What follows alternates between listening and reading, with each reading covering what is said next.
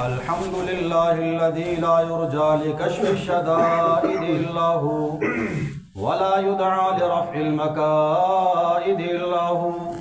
وما مراد العاشقين في الدارين إلا هو وما مطلوب الواصلين في الكونين إلا هو المخلوق كلهم زعفاء لا قوي إلا هو والناس كلهم فقراء لا غني إلا هو لا واجد ولا ماجد إلا هو لا حافظ ولا ناصر إلا هو غافر الذنب وقابل التوب شديد العقاب ذي الطول لا إله إلا هو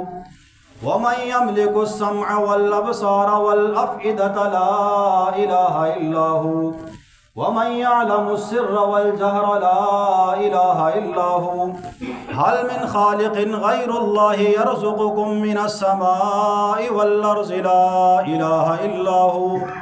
موسى على الطور حين ناداه قال لا إله إلا هو يونس في بطن الحوت حين ناداه قال لا إله إلا هو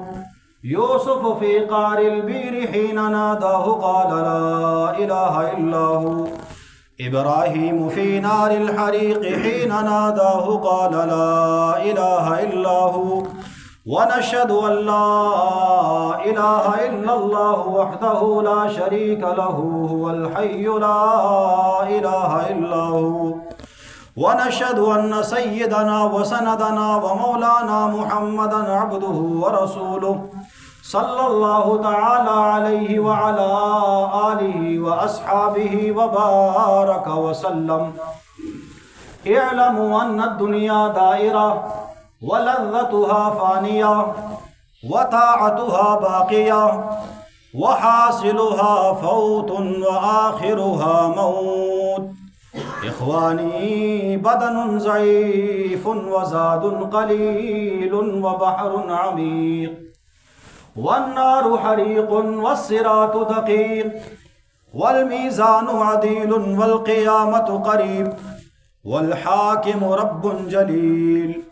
ويقول آدم صفي الله نفسي نفسي